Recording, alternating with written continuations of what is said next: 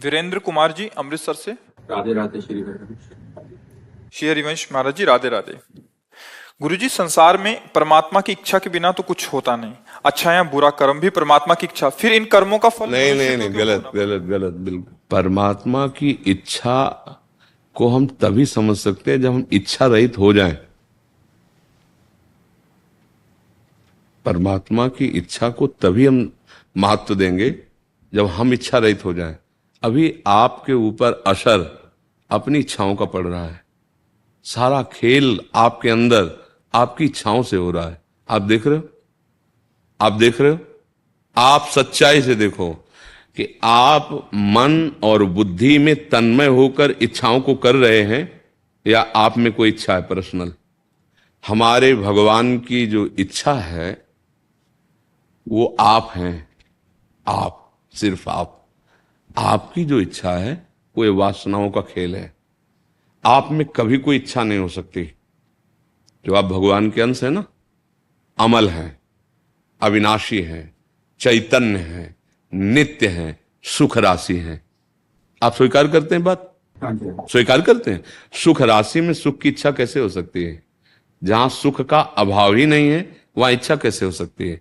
तो इच्छा हुई जहां सुख का अभाव है। सुख का अभाव कहां है? इस शरीर में, इस मन में, इस इंद्रियों में। फिर आ जाते हैं बाहर संसार के भोगों में।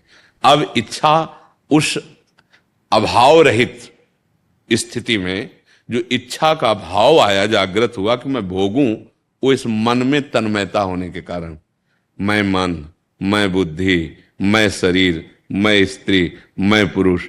अब ये खेल चल पड़ा इच्छाओं का। मुझे ये चाहिए, ये नहीं चाहिए, ये सुखद है, ये दुखद है, इसे मान कहते हैं, इसे अपमान कहते हैं, इसे लाभ कहते हैं, इसे हानि कहते हैं, इसे जन्म कहते हैं, इसे मृत्यु कहते हैं। ये सब मिथ्या। अब इस मिथ्या को जब तक नहीं जान पाओगे तो सत्य को कैसे जान पाओगे? और सत्य को नहीं जान पाओगे तो आपको लगेगा उसी भगवान की इच्छा। जैसा प्रश्न उन्होंने सुनाया, फिर दंड मुझे क्यों दिया जा रहा है, फिर दुख मुझे क्यों दिया जा रहा है? तो फिर आप बंधे कहां हो? अगर आप, अब एक तो पक्ष एक, दूसरी बात, अगर सब भगवान की इच्छा से हो रहा है तो फिर दुख सुख किसको मिल रहा है? आपको। तो फिर इच्छा किसकी थी? फंस जाओगे, उत्तर नहीं दे पाओगे। अगर भगवान की इच्छा है तो फिर सुख दुखे समय कृत्वा लाभा लाभो जया जयो। फिर उसको कौन विचलित कर सकता है? अब भगवत इच्छा में जब अपनी इच्छा का समाहित हो गया तो न दुख है, न सुख है, न लाभान, द्वंद्वैर विमुक्ता सुख दुख संगई। ये परम पद की स्थिति हो गई। इसलिए अगर हम सावधान हो जाए तो हम सच्चे ज्ञानी बन सकते हैं। हम पहले अपनी इच्छाओं का दो विभाग करें, क्योंकि अभी भगवान की इच्छा तक पहुंच ही नहीं है। भगवान की इच्छा अगर आप पहुंच जाओगे तो अभी परमानंद में डूब जाओगे। उनकी केवल एक ही बात हुई थी, एको हम बहुश्यामा, बस दूसरी नहीं। तुम्हारी एक ही बात होनी है, बहुश्यामा में एको हम। हमारी बातें समझ पा रहे? के लिए समझ पा रहे है? हाँ, जब सवाल छूट जाना होता है ना तो सूत्र से चलते हैं। हमारी इच्छाएं हैं और वही हमारी इच्छाएं बांधने वाली हैं, हमें दुख देने वाली हैं, हमें सुख देने वाली हैं। हम उनके दो विभाग करते हैं, एक गंदी इच्छा और एक अच्छी इच्छा, जिसको रामायण में कहा कुमति सुमति सबके उर राय। सुमति कुमति दो प्रकार की बुद्धि। कुमति माने गंदी बातें, गंदी इच्छा, गंदे आचरण। सुमति माने अच्छी बातें, अच्छे कर्म, अच्छी इच्छा। हम पहले दो विभाग करते, गंदी इच्छा को मिटाते हैं भगवान के नाम के बल से और सुने हुए सत्संग के वचनों से, कि इतना तो पता है कि गलत क्या है। क्यों? आपको पता है? आपको क्या? हमें लगता है सबको पता है, क्योंकि सबके हृदय में भगवान बैठे हैं तो प्रेरणा तो देते रहते हैं ना कि यार ये गलत कर रहे हो। अगर गलत इच्छा को आप मिटा दो, सुख भोग की इच्छा इतनी बढ़ गई जबकि मुझे कोई जरूरत नहीं है। नेत्र से लेकर हर इंद्री तक ये मायाकृत है, इतना पता है। हर इंद्री माया। ये शरीर आप नहीं है, शरीर पे आप हैं पर शरीर आप नहीं है। पर आप शरीर अपने को मान लिए हैं। अब आपका देखना शुरू हो गया, भोगना शुरू हो गया, तो इसको पहले दो विभाग में कर लीजिए। पहले बुरे आचरणों से, गंदे आचरणों से, अधर्म आचरण से, निंदनीय बातों से अपनी इच्छा को हटा लीजिए। फिर बचेगी शुभ इच्छा। शुभ इच्छा का मतलब होता है एक निर्मल जल, एक शांत जल, उसमें आपको दिखाई देगा कि सत्य वस्तु ये भी नहीं है। तो शुभ इच्छा का भी त्याग हुआ। अब जहां इच्छाओं का त्याग हुआ तो आप और भगवान दो नहीं रह गए। जा ही न चाहिए कबों कछु, तुम सन साज सने, बसो निरंतर तासुर, सो राउर निजगे। ब्रह्मविद ब्रह्मवि भवति। इच्छा रहित भगवान का स्वरूप होता है। भगवान में इच्छा नहीं होती, इच्छा अभाव में होती है। समुद्र की इच्छा गड्ढों में खेलने की नहीं होती। गड्ढों में जो जल भरा हुआ है वो समुद्र की आकांक्षा नहीं है, आया समुद्र से ही है। ऐसे ही अगाध प्रेम समुद्र भगवान, आनंद समुद्र भगवान में कोई इच्छा नहीं होती। ये इच्छाओं का विभाग हमारे अंदर बैठा हुआ है। हम शुभ और अशुभ इच्छाओं का जाल बिछाकर फंसते चले जा रहे हैं। अगर ये सब भगवान की इच्छा से हो रहा है तो भगवान ने गीता में निषेध क्यों किया, भागवत में निषेध क्यों किया, संतों की वाणी में बैठ के क्यों आपको रोक रहे हैं, आपके हृदय में बैठ के क्यों रोक रहे हैं? फिर कानून विधान, भारतीय कानून संविधान फिर दंड क्यों दे रहा है? क्योंकि सब भगवान की इच्छा से हो रहा है तो भैया होने दो। ऐसा तो नहीं है ना, एक विधान बनाया गया करो और एक विधान बनाया गया नहीं करो। और जब ना करने वाले से आप ऊपर उठोगे तब करने वाले से भी ऊपर उठ जाओगे। क्योंकि करना और ना करना ये दोनों अहम की धरा में, अज्ञान की दशा में होते हैं। अहंकार विमूढ़ आत्मा करता हमिति मन्यते, फिर वो परमानंद स्वरूप जागृत हो जाता है। तो भैया पहले इच्छाओं का विभाग करो, वो न ले जाओ कि भगवान की इच्छा से हो रहा है। नहीं तो फिर हम ये भी कह देंगे भगवान की इच्छा से कैंसर भी होता है, भगवान की इच्छा से दुर्गति भी होती है, भगवान की इच्छा से नरक भी होता है, भगवान की इच्छा से फांसी। तो फिर रो काय को रहे हो, फिर प्रश्न काय को कर रहे हो, समस्या क्या है? पर बोले नहीं नहीं हमें ये नहीं चाहिए, ये नहीं चाहिए ना, हाँ तो फिर ये नहीं करना चाहिए। अगर ये भोग नहीं चाहिए तो फिर ये कर्म नहीं करना चाहिए। फिर अच्छे कर्म करो, भगवान नाम जप करो, जिसलिए तुम्हारा मनुष्य शरीर मिला है। जब इच्छाओं का दमन हो जाएगा तब आप जान पाओगे कि भगवान का क्या स्वरूप है। कोई इच्छा, बड़ा भ्रम चल रहा भैया, बड़ा भ्रम कैसे हम तुम्हें समझाएं। जैसे स्वप्न में नहीं होती, पूरी बाजार लगी होती, पूरे लगड़े झगड़े सब चलता रहता है, लेकिन जागो तो कुछ नहीं होता। ऐसा ये भैया ये उमा का हूं मैं अनुभव अपना, सत हरि भजन जगत सब सपना। आप कुछ समझ पा रहे हैं जी?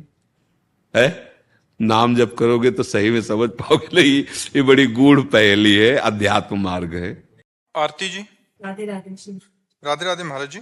महाराज जी, भय मुक्त व चिंता मुक्त जीवन का सूत्र क्या है कि अंत समय कोई मोह व बंधन ना रह जाए और हरि शरणागति प्राप्त हो जाए? भगवान में जब स्थिति होती है तब जीव स्वाभाविक निर्भय हो जाता है, क्योंकि अविनाशी जीव है, उसका कभी विनाश नहीं हो सकता।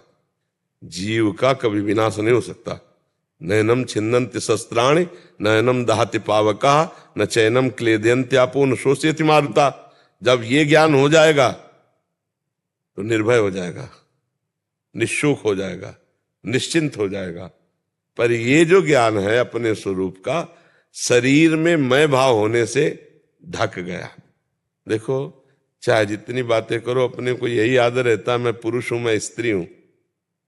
अब शरीर को लेकर के अगर हम जिएंगे तो भय भी लगेगा, शोक भी होगा, चिंता भी होगी, सुख दुख का भी अनुभव होगा। हमें अगर निर्भय होना है तो शरीर राग छूटना चाहिए। बिना शरीर राग छूटे हम निर्भय नहीं हो सकते। तो शरीर राग छूटने के लिए भगवान का भजन, भगवान की शरणागति, भगवान की लीला चरित्रों का श्रवण और सबकी सेवा। जिसकी भी मान लो घर परिवार में जो भी सदस्य हैं भगवत भाव से धर्मयुक्त, सबकी सेवा, तो हमारा मन निर्भय होने लगेगा। जैसे मृत्यु का आखिरी भय सबको सताता है, पर जब पता चल गया कि मैं एक शरीर नहीं हूं वास्तविक, फिर भय नहीं रहेगा। भक्तों का जीवन ऐसे अंतिम समय पूर्ण होता है जैसे मतवाले हाथी के गले से फूलों की छोटी माला टूट जाए तो उसे पता भी नहीं चलता। ऐसे भक्तों का जो जन्मत मरत दुसा दुख होई, वो भक्त को नहीं होता। वो भगवान सामने ध्यान में है, नाम चिंतन करते, शरीर छूट हो गया। निर्भय पद बिना भगवान का भजन किए नहीं मिल सकता। शरीर राग छूटे बिना आप भय रहित नहीं हो सकते। जब तक शरीर में अपनापन है तो भय रहेगा, कामनाएं रहेंगी, चिंता रहेगी, शोक रहेंगे। तो भगवान की शरण में होकर भगवान का नाम जप करते हुए, भगवान की लीला चरित्रों का गायन करते हुए यदि हम जीवन व्यतीत करें और शरीर को एक यात्रा की केवल गाड़ी समझे। देखो, पहले ये शरीर आपका नहीं था, ये शरीर बाद में भी आपका नहीं रहेगा। पक्का पता है ना कि इस पिंजड़े से निकलना होगा, निकलना होगा। तो ये रूप आपका नहीं है। ये कुछ दिन के लिए आपको गाड़ी मिली, जैसे सरकारी गाड़ी बंगला मिलते हैं ना, ऐसे गाड़ी मिली। और ये अध्यात्म की गाड़ी है। इससे आप अध्यात्म ज्ञान प्राप्त करके भगवान नारायण के स्वरूप को प्राप्त हो सकते हैं। आप इससे गंदा आचरण करके भूत प्रेत बन सकते हैं, नाली के कीड़ा बन सकते हैं, आप नरक जा सकते हैं, जो चाहें। ये बहुत बढ़िया है। मनुष्य शरीर ऐसा है, इससे जो चाहो आप प्राप्त कर सकते हो।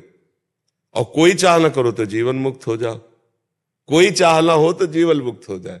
तो हमें अगर भय से बचना है तो भगवान की शरण में जाना है, नाम जप करना है, और धीरे धीरे ये विचार करना है कि शरीर हमारी यात्रा के लिए गाड़ी है, ना कि मैं शरीर हूं। पर बड़ा कठिन, देख लो, हर बात शरीर ही में है। दर्पण देखो तो थोड़ी लगता है ये गाड़ी है, ये लगता है मैं हूं, लगता है ना। इसीलिए हम भगवान की शरणागति में अभी सफल नहीं हो पा रहे। देहाभिमान, देह राग, जब हम अपने को स्त्री समझेंगे तो फिर हमारे अंदर आवश्यकताएं हैं, नाना प्रकार की लालसाएं हैं। हम अपने को पुरुष समझेंगे तो लालसाएं हैं, और इन्हीं कामना और लालसा में फंस गए तो भगवान की प्राप्ति नहीं होती। भगवान की प्राप्ति होती है जो सारी कामनाओं को मिटा दे। सकल कामना हीन जे राम भगति रसलीन। और जब कामना मिट गई तो भय किसका रहा? फिर भय नहीं, फिर चिंता नहीं, फिर शोक नहीं, किसका प्रश्न था? तो आप समझ पा रहे? तन्नू राजपूत जी हरिद्वार से। महाराज जी, आप कहते हैं कि नाम जप इतना करना चाहिए कि एक श्वास भी खाली ना जाए। मैं कोशिश भी करती हूँ महाराज जी, अभी अभ्यास उतना नहीं हुआ। हमेशा दूसरों के सुख पहुंचाने वाले आचरण करूं, ऐसा भी प्रयास रहता है। हमेशा ये डर बना रहता है कि भगवान राम के आने से पहले कहीं मृत्यु ना आ जाए। महाराज जी, चूंकि अभी शरणागत नहीं हुई हो अंदर से, इसीलिए ये सब बातें हैं। अगर भरोसा प्रभु का दृढ़ हो जाएगा, शरणागति परिपक्व हो जाएगी, तो विश्वास और श्रद्धा, इन दो का विशेष प्रकाश होता है। और देखो, जैसे अपने पति का अगर वास्तविक भाव से स्वीकृति हो चुकी है, तो 1 मिनट की स्वीकृति से ही पूरे जीवन की स्मृति बदल जाती है। आप ध्यान रखना।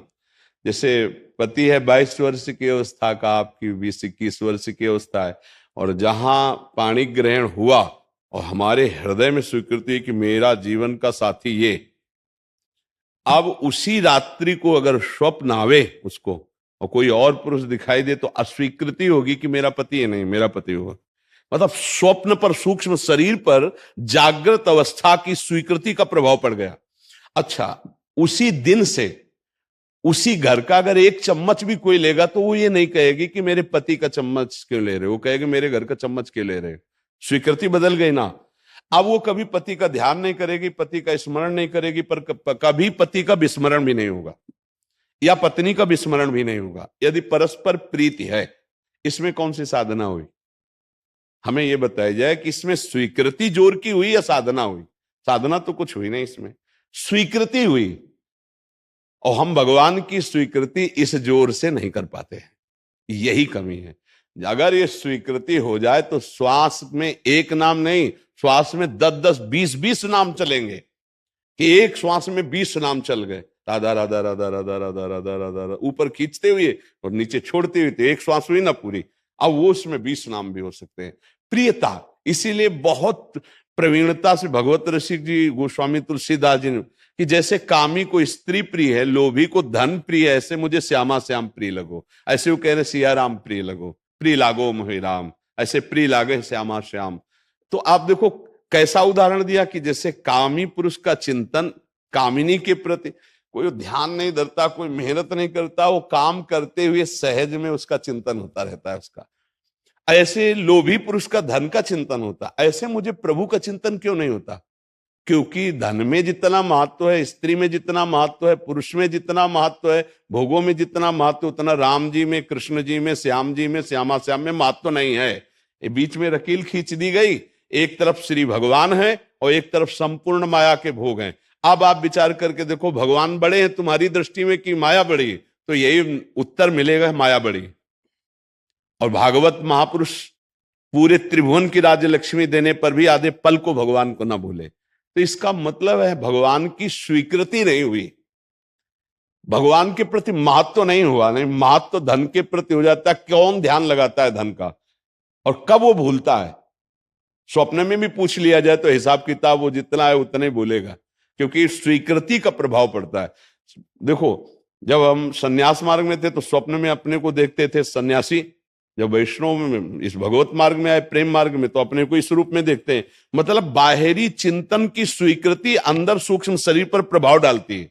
जैसे आप लोग देखो, बाल्यावस्था में जब स्वप्न आते थे तो बाल्यावस्था के आप होते थे, अब जवानी में आएंगे तो आपको जवानी का स्वरूप दिखाई देगा, जबकि स्थूल शरीर सैया पे पड़ा हुआ है। पर आपको ऐसा नहीं होगा कि मैं बूढ़ा हो गया हूं, ऐसा नहीं देखेंगे। आप जवान हैं ऐसा देखेंगे, क्योंकि जो जो स्वीकृति होती जाती है वही आप देख पाते हैं। जैसे आपकी स्वीकृति हो गई मैं पुरुष हूं, तो गाढ़ सोने के बाद, जगने के बाद ना किसी से पूछना पड़ा कि मैं पुरुष हूं क्या, और ना स्वयं अब चेक करना पड़ा अपने को कि मैं कौन हूं। नहीं, जगते ही तत्काल हमारी स्मृति चालू, मैं पुरुष हूं, अपने आप उसका बोध है, और मैं ये दिनचर्या, ये मेरा घर है, मेरा। गाढ़ नींद के बाद तुरंत आपकी स्मृति वही जागृत हुई जो आपने स्वीकृति की है। ऐसे ही जब स्वीकृति प्रभु की हो जाती है तो जागृत, स्वप्न, सुसुप्ति, स्फुरत में राधा पदाब्जत छटा, चाहे हम जग रहे हो या सो रहे हो या स्वप्न में हो, वो वही हमारा आराध्य देव, वही चलेगा। स्वप्न में भी वही स्वप्न आएंगे, जागृत में भी जो हम चिंतन कर रहे हैं वही सुषुप्ति में भी अपना प्रभाव देता है। मूर्छावस्था में भी क्रिया होती रहती है। कैसे? अगर मूर्छावस्था की क्रिया ना होती तो कभी जागृत हो ही नहीं सकता था। क्रिया रुक जाए तो जागृत हो ही नहीं सकता। मूर्छावस्था में भी क्रिया हो रही कि 5 मिनट में जागृत हो गया, मतलब प्रतिपल क्रिया हो रही। स्वप्न में भी क्रिया हो रही, सुषुप्ति में भी क्रिया हो रही। क्या? अगर सुषुप्ति 5 घंटे की है तो शांत रहो से मत छोड़ो, 5 घंटे बाद नींद पक्का होते ही वो जग जाएगा।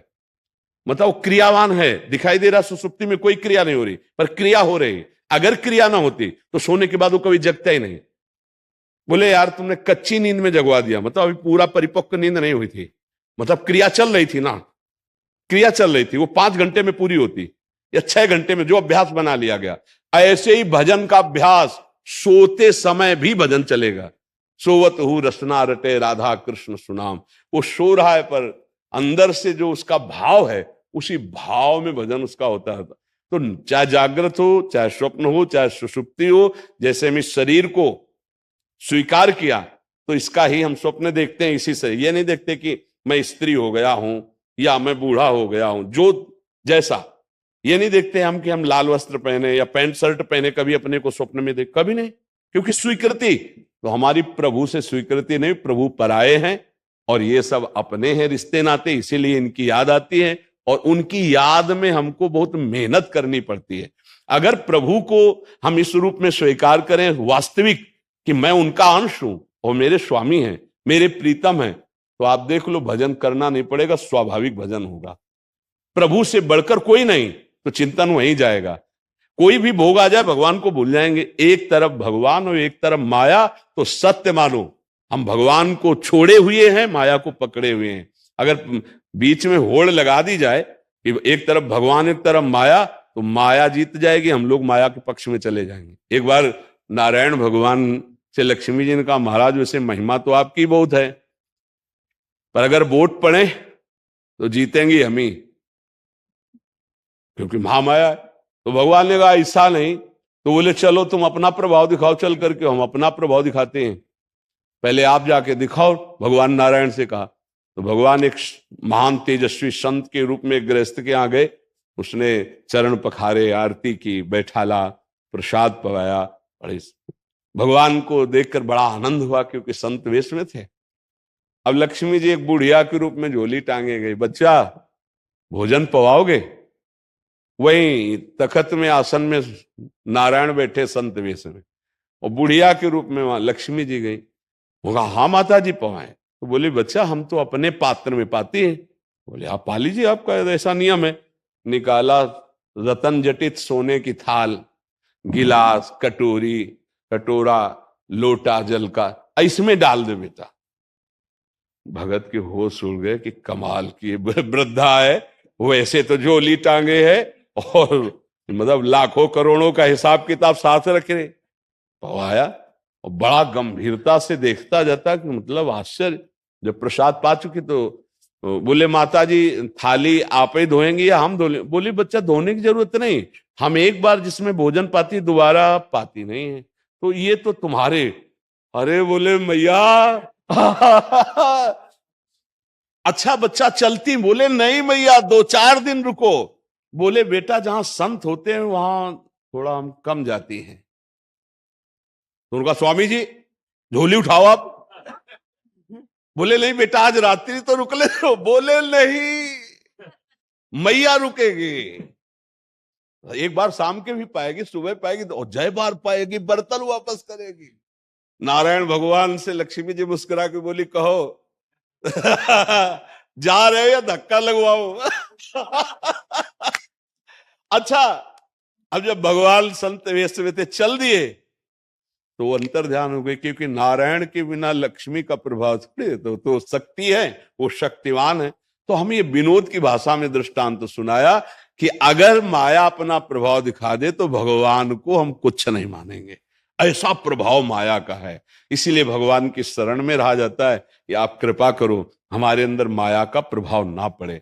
तो अगर हम नाम जपने का अभ्यास करें, भगवान में महत्व बुद्धि रखें तो हमारा भजन चल सकता है।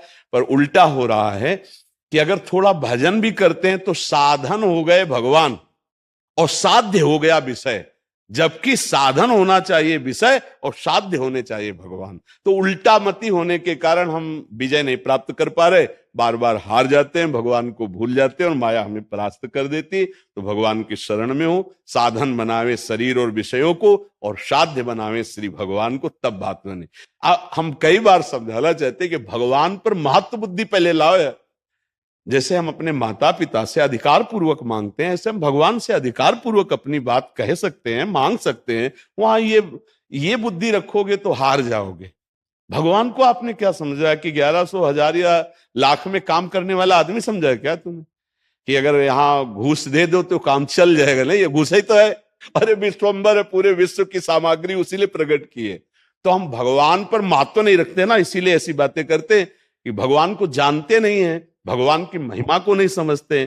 तो इसीलिए हमारा भजन नहीं होता कि हम भगवान को अपना नहीं मानते, भगवान की महिमा को नहीं जानते, भगवान की स्वीकृति नहीं है, भगवान से बढ़कर कुछ नजर आ रहा है, इसीलिए ऐसी बातें हैं। इसीलिए खूब सत्संग सुने, शास्त्रों का स्वाध्याय करें, नाम जप का अभ्यास करें, भगवान के आश्रित रहें, सब मंगल हो जाएगा, वही संभालने वाले हैं।